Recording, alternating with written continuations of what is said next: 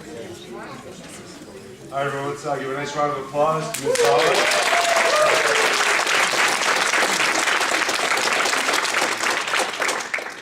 Founding coffee, so it makes sense, but I don't even drink coffee, so this might not, this is an experiment.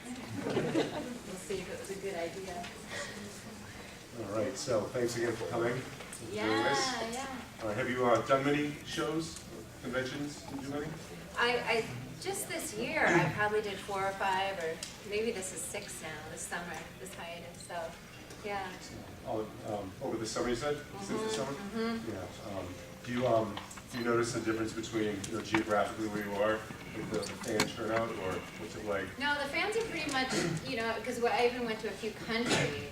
I feel like I should stand, because there's people back there looking at the back of my head in front of them. Right, thank you. Actually going pretty well so far. So yeah, I actually went to Australia and London and also across America. And the people in the room, the accents change, but the people are the same. So it's been great. Shublet is popular everywhere. So, you find that no matter where you go, the fans turn out, Yeah. Interesting, Yeah. Does the schedule, I know, like over in Europe, for example, it's oftentimes a whole season behind. Yes. How do you find, is it tough to kind of balance, what's been out in America for a year already with, the people might not have seen what's resulted or developed since, based on what they've been doing? I do ask when I come in the room, because I don't want to spoil anything. That's what I mean, right? But the fans that would show up at a show, so you guys are the more devout fans, they've all downloaded it. So even in Australia or England, they kept laughing at me because they were like, we've seen it, Okay, so it's not really an issue for the Yeah, people I who turn out. try, but they somehow, I don't know how, but they're good at the web, because over in other countries, they've got to wait another 9 months or something after us. How'd you get into the business? I forgot did you do modeling before acting, or? Not too much. I didn't love, I'm basically a painter, and so I was just looking for a way to eat. And so I just kind of, I moved to LA because I was living on the East Coast where it's really cold. And, well, I'm in the East Coast. I forgot where I was. I was going to describe it. Yeah, that's one thing that is funny about doing these. I have no idea really where I am because I go from the airport to the hotel. So anyway, I went to school in this place called Boston. And it was kind of cold. I don't know, here in Florida, you probably don't know that. But because that's where I was last week. But yeah, so I moved to LA really because if I was going to be poor and just alone all the time in a room painting, I figured it'd be nice when I did have to go do laundry or something to be in warm weather. And then when you're looking for a job in LA, you can't help but bump into the business. So I started doing makeup. I did a little modeling, and which is really brutal. So I didn't last long, but and then fell into acting. And it was a really great job because you get this. You're in rooms full of people all the time. And this is the same as being on the set. There's this many people standing behind the camera while we're filming. And that was a nice compliment to being alone. I mean, when you're painting, you're in a room 12 hours a day, just by yourself or with your dogs and cats. So what was your first role, or how? I don't even remember, but it was, I don't remember what the exact first show was, but there were a few back then. I think I did, TV stuff, LA Law. I remember I did a Columbo, and then I got into acting class and then started really pursuing it, and that's when they make you pay your dues. And if you stick around long enough in acting, you have to work pretty hard to stay doing it. Sure. So True Blood was just an audition. Oh, was it? Yeah. That turned out pretty well, huh? Yeah. Yeah, definitely. Your role on True Blood, I know that you're quite the fan following. This past season, the recent developments, well, I don't want to, not that I'd spoil anything, but what do you think as far as your character and excuse me, the future of your character based on what's been going on? I don't know, anything you want to give us a little sneak peek or spoiler that won't? Well, I don't know anything, Oh, you so don't know. that's probably good because I might. But you know, with iPhones, you can't. Like, you feel like you're just telling the people in the room. You're not. So it's good I know nothing because I probably would tell you. But I have the first 2 scripts at home on my desk. I didn't get time to read them. I just looked through for Pam scenes, and I had my first wardrobe fitting of the year, and that's always fun. So they're gonna, you know, try to outdo last year. It's really, that's playing Pam. The clothes are huge fun. So I don't really know what's gonna happen, but Alan hinted that Alex would lose his memory like in book 4, so that would be fun. Thanks. I'm sure we have a lot of questions from the audience. Yeah. Let's take some. Okay, there's a hand. Okay. Actually, will you be in the future motion pictures sometime soon? Yeah, I might. You know, that depends on my schedule, and also this year it didn't time out with the True Blood doing anything else because I wanted to go to South Africa for August, so that kind of screwed up the. But yeah, it's very likely. We have to kind of start planning now. So I met with some people this week to start talking about what we're going to do next July, actually. I know that in the books, Pam's character, or the character of Pam, dates Sookie's roommate Amelia for a short period of time. Okay. Would you like to see Pam have a relationship? I think it'd be fun. Yeah, it'd be kind of like a different side of her. Yeah, that's what I like. I like this year that we got to see another side of Pam, you know, her vulnerable side, which I, you know, wouldn't expect her to really have one, but if she did, it would be because of one person, which I thought made sense. So it's always fun to get to do the stuff that all the other actors have gotten to do, you know. It's still like, you know, as like when you're a kid, seeing your brothers and sisters do stuff. You're like, I want to go on the roller coaster, you know. So I watch Eric rip bodies apart. I'm like, I want to rip bodies apart. Can I do that? And then I want a flashback, you know. And I want to make out with somebody, you know. You start going like, hey. So I think it'd be fun. I'd love to do a flashback and you know, hopefully I've been really lucky and that all the other actors that I'm always with, I really enjoy them and they're my friends.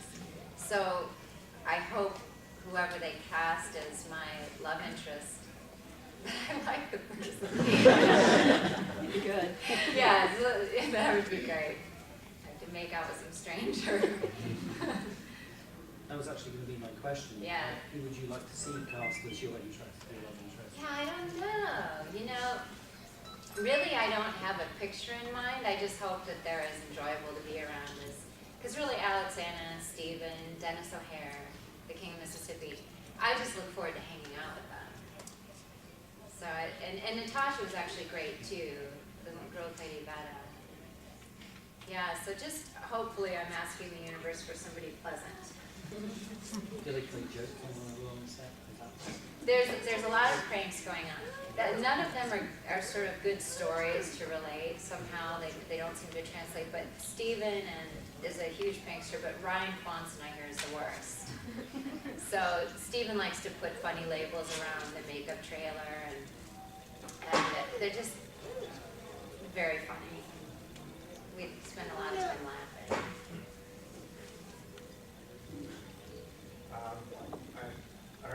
Earlier I was out there, got your autograph on the Star Trek Enterprise photo. Can you tell us about your experience working on the show? What was your favorite actor in working on the series, and how did you get the part? Well, that was an audition, and you know, I always loved Star Trek. Like my checks before now, they're for an animal elephant sanctuary, but before they were all the ships, the Enterprises, and so I love Star Trek. So I was excited to do it. But then I sat in the hair and makeup chair, the prosthetic stuff for like 4 hours, and I was done. I was like, wow, this is actually hard. I've heard people complain about it and thought they were pretty wimpy, but it's actually a thing. And I can't stand, for some reason, the smell of chemicals, and that's all you're smelling is glue. So I didn't mind sitting for 4 hours, I mind the glue. So it was good, but there was a little part of me that wanted to keep Star Trek as real. So once you're on the set, and you know the doors that always go shoot, shoot, they don't. When you're there, you know, it's some guy on the floor with a rope going, and it's like, you know, it's not half the time you march up to the door and it doesn't open, you look at the guy. So I kind of didn't enjoy it as much as I thought I would. And then I was also playing a Klingon who was becoming human, who had the pox. And I wasn't quite sure, so I didn't get to play like a badass. It was sort of this confused Klingon in turmoil, which I didn't think was cool either. The whole thing was a little bit of a letdown. Sorry. Is it difficult to talk with the fangs in, or? Yes, very much. It's ridiculous. You feel stupid. But you just do it a bunch of times until you get used to it. I don't wear them enough when I'm talking to get really comfortable with it. But what's funny is in between takes, everyone just standing around going, so I thought this movie left me. That's what's funny. A lot of outtakes. I wish they would do an outtake reel. I think it's just maybe a logistics thing, because after every take, we do hundreds for every scene. They only print some of them because the cost of developing each take. And so they don't print the ones where we mess up. So for the rap party this year, they had a bloopers reel, which was hysterically funny. And I suggested to the DVD people, I was doing this on the next season, we all did commentary. While you watch it, we're commenting on it. And I really begged them to do it, and I think their feeling was that, again, like my Star Trek thing, they didn't want to demystify or ruin it. Right. People like to see that. Yeah, I like to see it. Jackie Chan movies always at the end have the bloopers, and I just love it.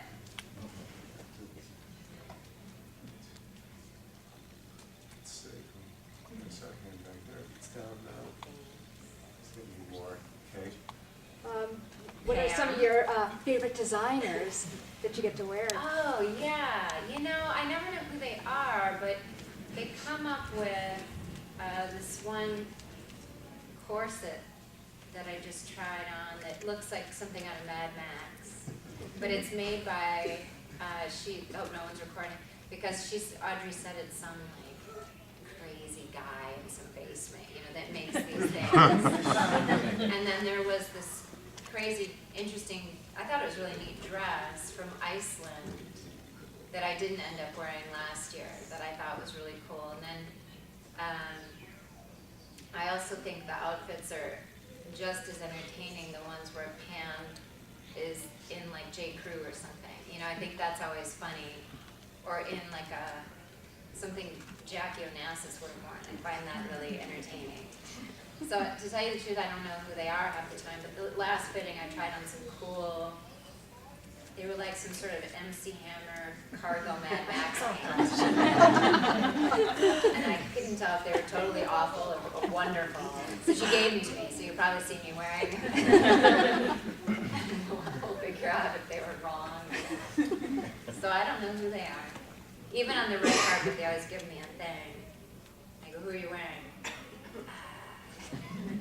Hold on. I'm not good at that. And do you like shoes a lot? I do. And they always, for every single outfit that I wear, there's huge effort put into what shoe I'll wear with it, and you never see it on camera. So Pam is always wearing unbelievable shoes that half the time kill your feet, but we never see them. This is funny. I know. How much of yourself do you bring to the character? You know, as an actor, I mean, there's, even if you're playing somebody, you know, serial killer or something, you only have you, I mean, that's your limitation. So you do, you know, you read the print on the paper, and then literally all you have is you sitting there in your living room and picturing how you'll say it.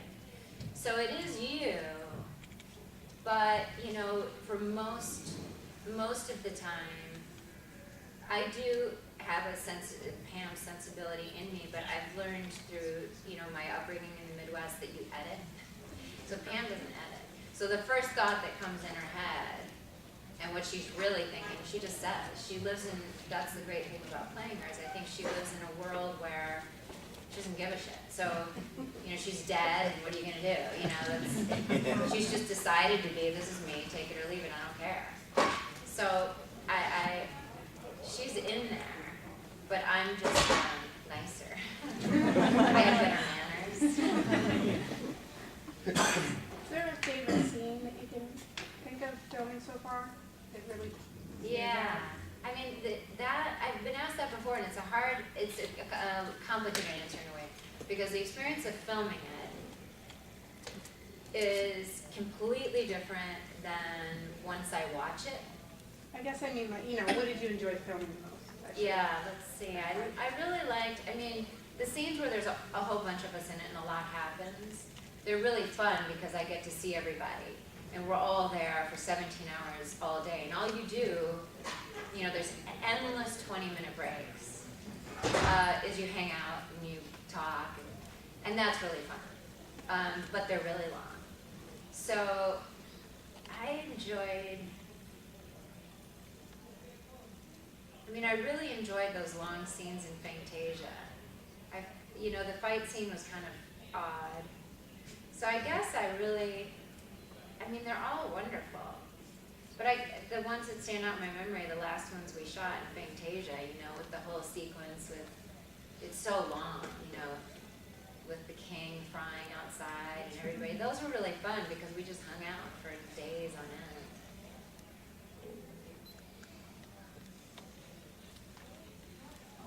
A lot of the storylines within True Blood are sort of self-contained. Which cast of characters that you don't normally play with would you like to be sort of popped in and be with them for a while? Yeah, because it is very separate. So at these shows, I got to hang out with, you know, Todd and Jim Perrick, So Hoyt and Sam and Terry Belfleur and Nelson I've gotten to do a couple scenes with. But our worlds are so separate. So I would never see Joe Manganiello unless it wasn't for these shows or a table read or an event. And so it's interesting, you can actually be a fan of the show and be on the show, because 80% of it you don't ever see. And I would love to be, I don't know why, I'd like to be popped into any world, it's all good, but you know, we only did one scene in Merlotte's, but I think it'd be funny and great to show up there more. I just want to go harass everybody. I wanted that other side of me that I don't allow out because it's impolite. Gets to be vented when I'm in character. The actor who plays Lafayette, Yeah. in the books, he was killed off in the second book, but his character is so popular, they've kept him in the series. Do you have any dealings with him, or are you par to the popularity that character's generated to have him actually been written in for the rest of the show? Yeah, I mean, I am so removed from what's happening in the writer room or HBO or the producer room or what they're looking at, and so removed from it that it's a little bit hard for me to feel what's happening outside of the set. I think a couple of the actors, I think Rutina looks online a lot. But that can also be bad, because people are going to like and dislike every character. But I did get to do a couple of scenes with Nelson, and he is so wonderful. And I also did a few shows with him this year, and so he's really fun to hang out with. I just love that guy. And we always talk to each other at the table reads, and I always find him at every party, and so that's been great that he's stayed around for me, because I just love, I mean, the scene where I got to threaten him this season, that dialogue was just heaven, to play that. Yeah, I just think he's amazing. I mean, everybody on the show is amazing. He is really amazing. There's a couple people I think really raised the bar on the show. I thought the King of Mississippi this year was quite something. He is one hell of an actor. There was a take where I was supposed to be looking very serious and afraid of him. And they said, cut, Kristen, you're on camera. And I was like, I know. And then I realized I was like, this is the whole take. Watching everyone like, God, they're so good. I just love these people. Do you have any advice for aspiring actors? I know the past couple of years they've filmed some movies around Boston and it seems like they've dried up, so Yeah. considering maybe a Los Angeles move or a New York move. Yeah. Good luck. Yeah. That's, Well, it's hard. You know, I feel like acting it's just like anything. You know, I tried to learn golf. You know, anything in your mind, it's different. You can't know until you try if it's for you as a career. But I feel like what it looks like from the outside, because mainly it's just about running around to auditions. It's a bit of a numbers game. And there's a lot of gatekeepers that try to keep you out. And so it's very hard. There's an enormous amount of hard. And then there's this other part that's really good. The only reason I've hung with it is because I couldn't do anything else. So by process, there's many times I wanted to quit and have, and then, you know, a month later I'm sitting there like, you know, I'm not qualified for anything else. During the strike, my girlfriend said, you know, are we all just going to be working at Starbucks? And I said, we're not qualified. My last job was babysitting, you know, so if sort of by process of elimination, if you just end up keep coming back to it. My husband's a musician, and anytime he's like, I don't know, I think I'm gonna quit. I'm like, and do what? You're not good at anything else. You know? I mean, he's an okay cook. I mean, what are we gonna do? People end up doing this artistic stuff. that's We kinda have no like other it, skills. Right. It's always what I've wanted to do, but I never really went to school for it. It's Yeah. something I've kind of got into the past few years. And Yeah. kinda And wanna then you just going keep with doing Yeah. it, and then, you know, if you're still doing it 20 years later, Hopefully you get I guess it was for me, Right. which might be the same as any other career. Would you say that given just technology today and everything is so available, you know, as far as equipment, you know, cameras and video, working with computer programs, so Right. editing and video editing, you think it's a little easier for people to get at least their work out there in that sense versus think- 20 years ago, 10 years ago? It seems like it. I know from my husband's business, it's really changed because you can record your own CD and you can sell directly to the public. So it destroyed the record industry, which is probably good because they were really like the mafia. And so it has gotten a lot cheaper to make and do your own thing and put your stuff up on YouTube. I don't really know because when I started, we didn't have that. Yeah. You know, but we can certainly be a lot more creative because you have these, you know, this lightning that strikes here and there with the Blair Witch Project or Yeah. something. So it's like anything, you just have to kind of follow your bliss, and if it's really your bliss, then really persist. Yeah. Good luck. Yeah. Yes. Hi, when you were talking about doing the prosthetic stuff on Star Trek, I remember when the character of Mary Ann first appeared on the scene, who played Ensign Rowe on Next Generation. Yes. What was it like working with Michelle Forbes? Because I just think she's such a great actress. She's really great. Yeah. Do you I have any didn't get stories to- about her? Well, I didn't get to know her too much until after the season. She had a ladies' lunch at her house, so she got everyone together that didn't get to work together, including the lady who does the set design, who's so amazing. And that was really great, and then I've seen her a few times since then. and I just really like her. She's kind of a New Yorker, you know, so she's really straightforward, and she's just great. Yeah. She's so talented. She's going to Vancouver now, moving to Vancouver to do a new series, a pilot that just got picked up. I think it's AMC. Wow. And I think it's a really heavy acting role. So we'll get to see more of her. I'm just starting Battlestar Galactica on my iPad, so I can't wait to get to where she comes in. When I was, when Mary Ann first came on the scene, it was one of those moments where, like, she looks familiar, she sounds familiar, even though it's, you know, I knew her from Crossing Jordan and... Oh, she was on that too? Yeah, she was. She played the, one of the medical examiners. Oh, wow. Yeah, and then it was like her hair was longer, so it was hard to face her, and then suddenly Ensign Rowe, you know? Yeah. So it's really cool how to So see funny. characters with, and she was a Bajoran, so she just had that nose bridge. Just the but little nose that can thing. just change, you know, it can just change the way you see people, so Yeah, it's totally. cool to make that connection. It's funny because I did a couple episodes of Crossing Jordan. You never know you could cross paths with. I never knew she was on there, but then I did when I was with John Billingsley in Australia. And I was like, wait, which one were you on? It was Enterprise. I'm like, I Yeah. think that's the one I did. And he goes, so what was your scene? And I described it, and he goes, yeah, I was in that scene. And I said, right, I was dying. You're the doctor. Thank you. Yeah. Hi.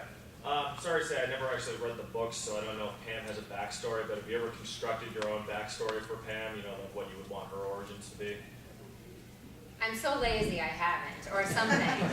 I don't know, or maybe I don't, like, I kind of read the lines and go with my first take on it, and then I think if I start constructing a backstory, it might not really be what the writers have in their head, and then I ask them, so what do you have in your head? And they never tell me. They always just joke with me. So I haven't read the books either, so I have a basic backstory from talking to the writers on the set.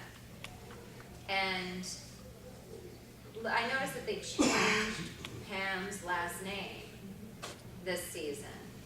So it's not Ravenscroft. So I guess they're doing some other thing. I said, why did you change your last name? Is that because you have some other history in mind? And again, they just joke with me and pat me on the head and send me on my way. So I have now in my mind a little, you know, I do here and there, my imagination goes off and I have little scenes that start building themselves. Because of the hooker line this year, you know, that was a long, long time ago. So all of a sudden I started picturing turn of the century, because now I know she's 100, and I pictured those great costumes that I could wear in the 1900s, and some seedy alley, and Eric, and so I've got a whole thing going that it will probably never happen. Yeah. Well, when you get to Michelle Forbes in Galactica, it's going to knock your socks off. Really? It's unbelievable. But can you tell us about, you were talking about your painting at the beginning of the talk. Can you tell us a little bit about that? Like what sort of things are you painting? And would you ever consider doing a convention and come in also as an artist and display or have prints? Yeah, I would. The only reason I haven't done shows is because I honestly don't have that much time to paint anymore. Like acting sort of took over. So I started with, you know, when I was finishing high school. My brother and sister went to big deal colleges, and my parents are looking at me, and I'm sort of feeling like I'm kind of over school. And that's not really an option in my parents' mind. So I just like to draw. So I ended up going to art school because the process of elimination, I thought, well, that's palatable to me. If I can just go draw for 4 years. So that's basically what I did. I moved around to a bunch of schools. And then after school, I discovered painting and just loved that. And I mainly paint portraits. I paint people. I do dogs too. That's through my animal rescue stuff that started. And so, you know, when you do a portrait, I would do it for friends and family, and just you give them away. So you don't ever accumulate a body of work that you could show to a gallery. So I started this last year painting other things for myself. And this hiatus, I told myself I was gonna do a few things for me, and it just got too busy. So I wanted to write more, working on a book, it didn't really happen. And I wanted to paint more, it didn't really happen. I was so sure I was gonna go to the gym a lot, that didn't happen. Till last week, after my wardrobe fitting, I got very motivated. But, I would love to, because I do sort of old classic style oil painting. So it's very realistic, and I'm doing a series of flowers, and I'm always doing, environmental animal stuff. So I would love to combine the two and do a show. So I just have to somehow figure out the time, the hours to get to paint, to finish enough pieces. They're big and they're time consuming. Yeah. Are you planning on putting your paintings out in galleries soon, like in the future? Like if you want to quit for a while from acting, like going to... Yeah, I should. It would honestly take just kind of doing it, making some calls. I should do that. Put that on my list. I got married a little over a year ago, and so I have less time than I had before. Like between everything in my life has gotten bigger. Each section went like that. Yeah, 'cause there's so many galleries in LA. Yeah, I'm there's sure so that many they galleries. can give, like they can accept what you got, And that's the great thing about being on a show that's a hit, is then you can parlay that into Yeah, others. which will help yourself. Yeah. Which will totally help yourself promoting yourself a lot. Yeah. So, something to think about. Yeah, it is, and I've been thinking about it for a while, but that's all I've been doing. Yeah. What was it that you wanted to write? I'm writing a book. We'll see if it's any good or if I ever finish it, because it really just takes carving out an hour every day, which is harder than I thought it would be lately. But it's did you ever read the Janet Ivanovich books? They're, and it's not that dissimilar to sort of the, Sookie books or the Janet books, just sort of a fun fiction thing about an actress in LA. So it's over the years I've encountered, I have a lot of stories of Hollywood that are pretty hysterical and almost unbelievable, and so I don't want to be sued, but I'm gonna put these all in this story and use different names, and sort of half of it will be true and half of it won't, and I'll just never tell. But it's sort of a Hollywood inside fiction. Because every time I tell my stories, people go, "Oh my God, you should write that down." So I'm seeing if I have the time and discipline to do that. You should, Fearless 14, all the numbers in the title. Yeah, exactly. Right. And the girl, Investigator. she's like, what do you call it? Bonds per, goes Bounty hunter. bounty hunter. Bounty hunter. She's a bounty hunter, but clueless, and she's only doing it because she can't do anything else. Is that something that, would you consider that kind of a role? Well, yeah. In fact, Definitely I developed read one of the more. books and contacted the people and tried to option it before True Blood, but they had already optioned it, shot a pilot, and didn't pick it up. Oh. So UPN owned it at the time and was doing nothing with it. Because they are popular, that series. Yeah, very Yeah. popular. They're really good. They're entertaining. Yeah. But it is tough, like you said, to carve an hour to write. The writing is very draining as well. So between the acting and It's a lot. yeah, It's a lot. I haven't worked that out yet. it's tough. When the whole Bill Sookie thing, romance, turned into a reality, how does that affect the cast? Did they, did it sort of like sneak up on everybody? Was it pretty much out in the open? Did they keep it a secret? Does it Yeah. affect the rest of the cast? I came on episode 4 of season 1, and because they shot the pilot, had a bit of a break before it was picked up, and then there was a strike. So then they had to take I think it was almost a year, then went back to filming, and then filmed 2-3 more episodes, and then I came on. So by the time I came on, it was kind of old news to everybody. but they were being, you don't walk on the set the first day and they're really a couple. No one says anything. And it took me a couple episodes to figure it out. So they're very subtle because everybody gets along with everyone, and they didn't appear, to be romantic. They were just great friends. You could construe it as friends, but there's certain little signs. And eventually, I picked it up and said to somebody, "Are they?" And they go, "Oh my God, we've been waiting for you to figure it out." So it didn't really. It's all positive because they get along so well. So it just adds to the fun of the day to have it, they work together great. They're just so much, they have so much fun together. So it helps a lot. The more that people get along, it makes those days go by. It's very often on sets where there'll be 1 or 2 actors that are difficult, and boy, that isn't fun. And we don't have any of those. You mentioned you like Star Trek, which versions you play with? I love Patrick Stewart. I thought that was just, that's my favorite. But I like Captain Janeway too. Well, I have to ask, since you like Patrick Stewart, have you seen him in any Shakespeare? He's so amazing. I would love to do that. Maybe then I'd understand what these plays are about. I went to one recently. Who's he killing? Why is he killing him? What's he mad at? Why is he doing that? My poor husband. Oh my God. Why are they talking so funny? Why don't they just say what they really mean? Because as an actor in class, you're supposed to know Shakespeare and do Shakespeare. I finally, after years, admitted, I don't get this stuff. You have to really see it performed to appreciate it. I think you read so. it, you get it, you need to see it. I know, I think you need to see it with great actors. Yeah, it helps.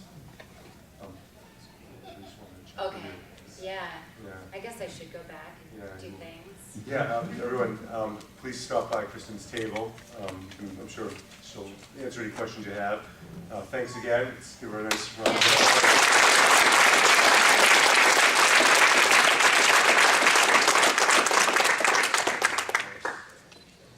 Now I got nice towels.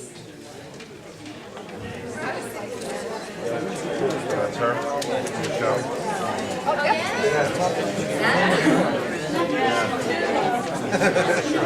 Wow. I gotta get HBO. Oh, yeah. Oh, yeah.